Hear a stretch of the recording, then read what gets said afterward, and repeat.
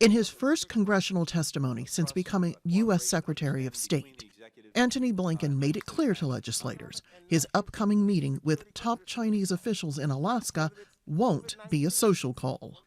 We intend to raise, and we will raise, the host of issues, some of which have already been touched on today, that concern us. We'll also explore whether there are avenues for cooperation, and we'll talk about the competition that we have in with China to make sure that the United States has a level playing field and that our companies and workers benefit from that. Blinken and White House National Security Advisor Jake Sullivan are meeting senior Chinese foreign policy officials Yang Jiechi and Wang Yi at a time when the Biden administration has declared Beijing the U.S.'s main global rival. State Department officials say the problems Washington has with Beijing are many. Hong Kong, Xinjiang, Tibet, pressure on Taiwan, broader human rights abuses, the South China Sea, the Mekong, economic pressure, arbitrary detentions, the origins of COVID-19, other issues. The China-U.S. ministerial meeting will come at the end of the first in-person overseas trip for Blinken and Defense Secretary Lloyd Austin.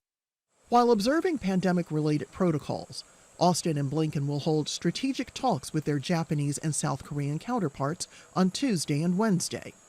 Austin will also travel to New Delhi for meetings with Indian military leaders.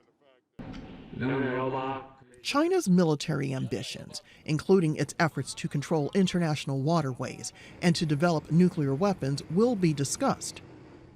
The U.S. will also be raising North Korea's nuclear program and the crisis in Myanmar. Former U.S. Assistant Secretary of State Danny Russell says in-person meetings with Washington's allies will repair the damage done during the Trump administration. But he expects Blinken's meeting with Chinese officials will be the start of a long process of engagement. I think that it's clear that Joe Biden isn't going to rush into China's arms. And he's not going to rush to try to solve every problem. As I said, he understands that he needs to deal with the Chinese from a position of greater relative strength if he's going to be able to move Chinese decision-making and policies in directions that they may not necessarily want to go.